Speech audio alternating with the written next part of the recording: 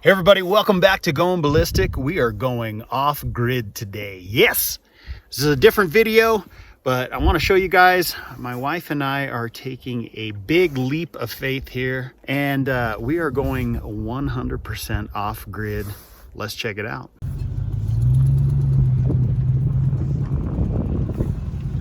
This is our crazy road right here. Nice and steep. A little bit of snow on the ground. It's 17 degrees out right now, and we're coming up on where we are gonna start living. This is crazy, I know. Comment below, let me know what you guys think. I would like to hear your thoughts.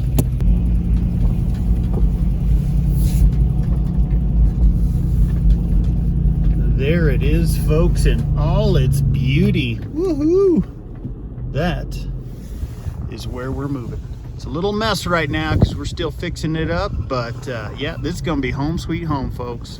Yeah, this is it, man. We, as you can see, are just up here in the mountains, and we're going off grid, man. So this is our place. Stace and I, we sold our place down in the Springs. It was, it's a little brighter out here than I thought.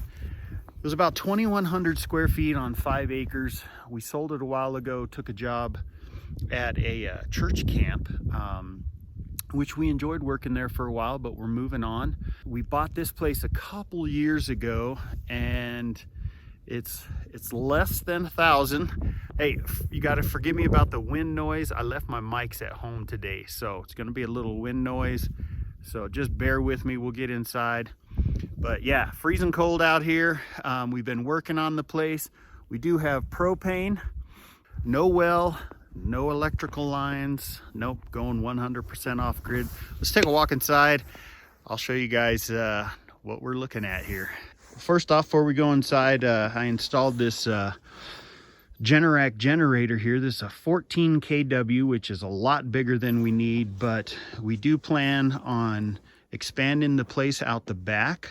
All right, you can see we've been tearing all kinds of stuff out. This old shed's gonna go down. Back behind where the Toyota is gonna be a 24 by 12 workshop for me, so I can still keep making my pew-pews and other stuff.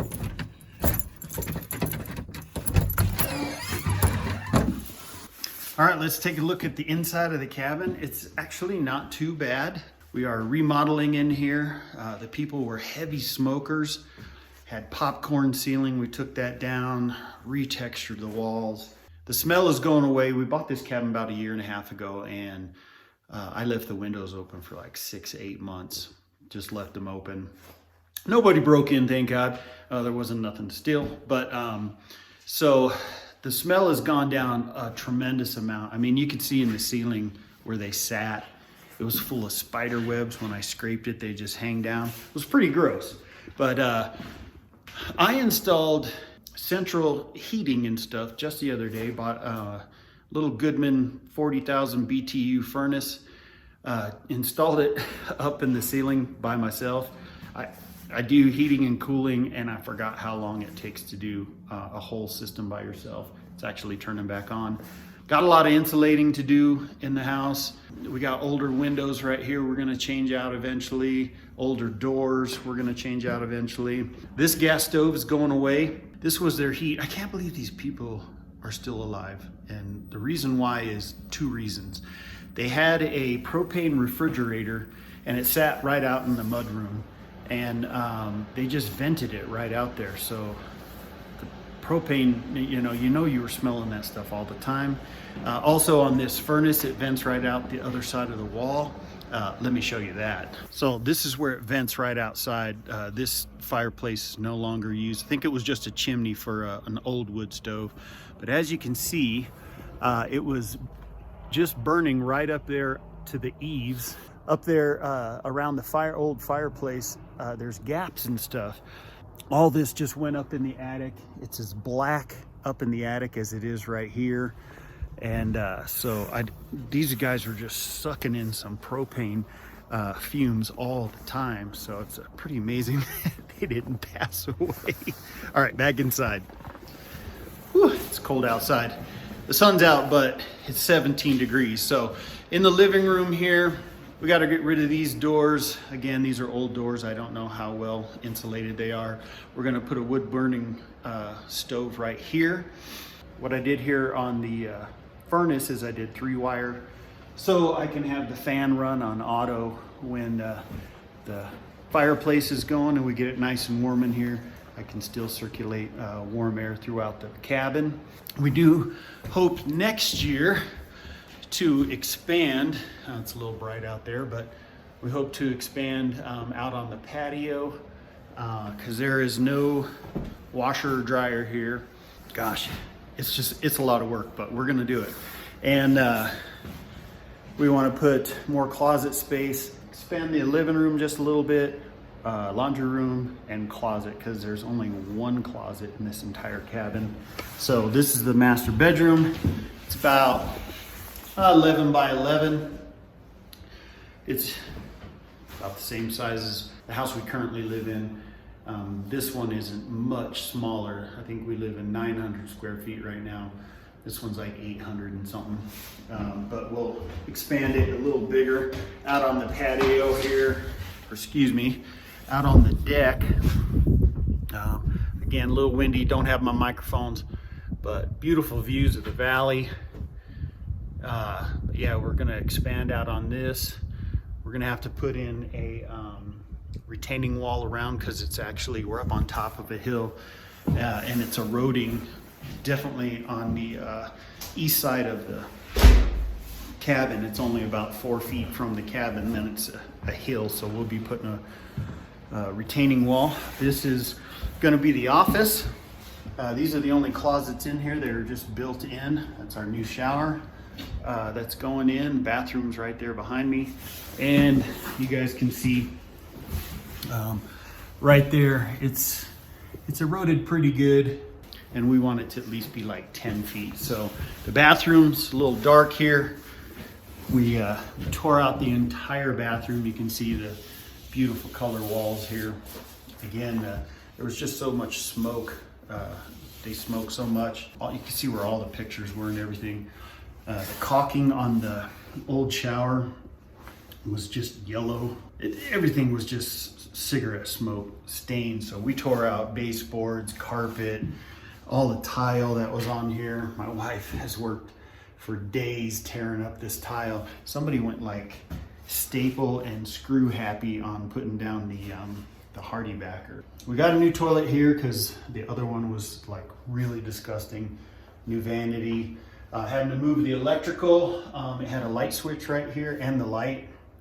So you had to walk in here in the dark to turn it on. I'm gonna put it on this wall over here and then move the light to the ceiling. Yeah, we took out a window that was back here. There was no reason for the window. Our mechanical room's on the other side, which I'll show you here in a second. So we took out that window. We're gonna put in a skylight because the place also needs a roof. I know, Chris, what are you doing? Smoking crack? You're gonna go off grid into this place that's not done? Well, we got another about a month or so. We're gonna get it to where this will be where we can live in, believe it or not. That's a lot of work, but we're gonna do it here. So yeah, this is what we got. The kitchen was, we're remodeling that whole thing. That's where, right there, they had an old, but it wasn't hooked up, instant water heater. We're doing another instant water heater, go out in the mechanical room. I did run the lines and stuff at first, but then my wife, she was wanting more cabinet space and stuff. So I said, you know, I don't have to put that there. I can put it out there and just run another exhaust. So that's what we're doing with that. We got a new stove. The last one, it was pretty disgusting. It had old food still left in it that they cooked. Mouse crap. Again, the mice were real bad at one point in here. Not really when we got here. We had some, we got rid of all of them. I still have 2 traps set up, and they haven't touched them in days. So I think we got rid of the mice problem for now. Now that we got the heater in, they could be, and it's cold outside, we got to keep them at bay. But gonna do a new refrigerator. We got a solar refrigerator. It runs off actually 12 volts. Since the house was wired with electrical in mind, you can plug it in 110 and it'll change it down to 12 volts. So we're gonna do that. Yeah, the electrical, we're gonna get electrical run, but it was gonna cost us $100,000 to get from our neighbor for them just to trench it over to us, which we have 10 acres. They have 10 acres or so, but I mean, $100,000, man, I could buy the best freaking Tesla system. We didn't go with the Tesla solar system. Yeah, so we just went with the solar and also backup power generator. I think it's gonna work fine. So let's go take a look at the mechanical room. And if you guys have any suggestions to that, I am all ears. Again, this is all new to us, but we're excited to actually try this. So let's go check out the mechanical room and the electrical we got. All right, show you my mechanical room here. So this is what we got for water. We have 500 gallons here. We have to have it trucked in. I'm looking for an old truck that I can put a water tank in the back, because there's several places around here you can actually go buy water. Can get a well permit out here, but again, it's just really super expensive to get a well, and the waiting list is quite long. We got the 500 gallons. I gotta get these all hooked up. This is my next big project now that I have electrical. I have, like I said, the generator and then the solar generators. So the water's got to get hooked up. I do have a pump here and a pressure tank, so it can actually have some decent pressure instead of using just a whole bunch of stupid little pumps to pump things everywhere. We'll actually have, I'm gonna probably set it about 40, 50 PSI, not 60. But, so, electrical. So you guys saw the generator outside. What we got here is the Generac transfer switch. So everything, we are eventually getting Elon Musk in the house. We're gonna get Starlink because it works very well out in rural areas like this. And then I can actually run everything off my phone. I'll be able to watch it when I'm away at work or something if I need to. If the EcoFlows, like today's really cloudy or something and it's not really powering, I can go ahead and switch the generator over automatically, and it'll transfer it with our transfer switch here. So this first system right here, this is a power hub system. This was the old system that was there. I have one down here. It actually was theirs. They had it in here. This was some of their power. They had it for 13 years. So I didn't know anything about solar, so I thought, let me just go buy another one. So I bought another one. It didn't come with one of these battery boxes here. And so that's like $1,000. And then another $1,000 almost in battery. So $2,000. I thought, okay, I'll get this system here. Let's see what it does. The day after I got the generator hooked up and all new batteries for everything, the one down on the floor I just showed you crapped out on me with an error code that you cannot fix. And I was like, there's got to be a better way than these systems, because these things tell you absolutely nothing. It'll tell you the draw on it, but it doesn't tell you how much battery power you got left, anything. Like these are a 1400 watt constant draw. You can do like, I don't know, 5 or 10 second burst up to 1800 watts.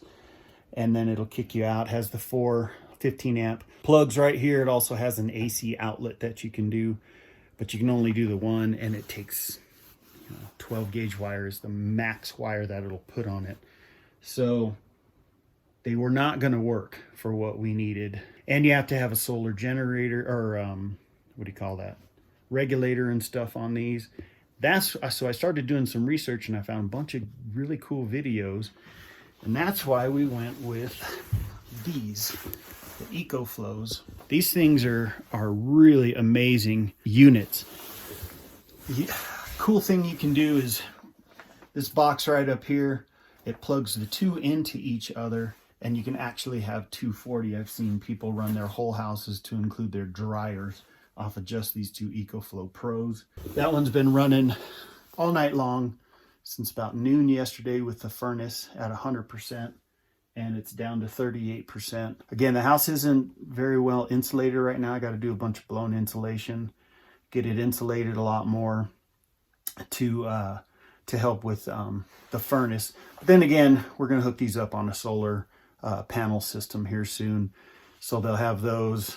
Again, if these things lose power, we do have the backup generator, and then we can recharge these. But these are pretty cool. I've been trying to balance the load in the house with this one here is running the refrigerator, which isn't here yet, but also the charging for the battery on the generator when it's not running. This one has the furnace on it right now. Anyways, this is our power system. I'm looking to expand. The other good thing about the EcoFlows, you can daisy chain enough batteries on this to have 2,500 kW system, which is just insane. And these things, they're sealed as to where on these you can actually change the batteries out when they go bad. These, I don't believe you can, but they have like 6,500 recharge cycles. And then I think if I remember correctly, you should still be about 80% or somewhere around there of battery life. You can do fast charge, you can do slow charge, which makes them last longer, blah, blah, blah, blah, blah. Hope to do another thing on this once I get the extra batteries and stuff, and we can actually see how good they're holding up with just solar and running this whole house. So that's what I got for you guys on this one. Yeah, just pretty crazy. We're just taking that leap of faith here, and my wife and I are going to do this. We're going to live off grid. So thank you guys for watching. I really appreciate it. Let me know what you think of this video. If you guys got any suggestions, we're all ears. So anyways, thanks guys. We'll be back.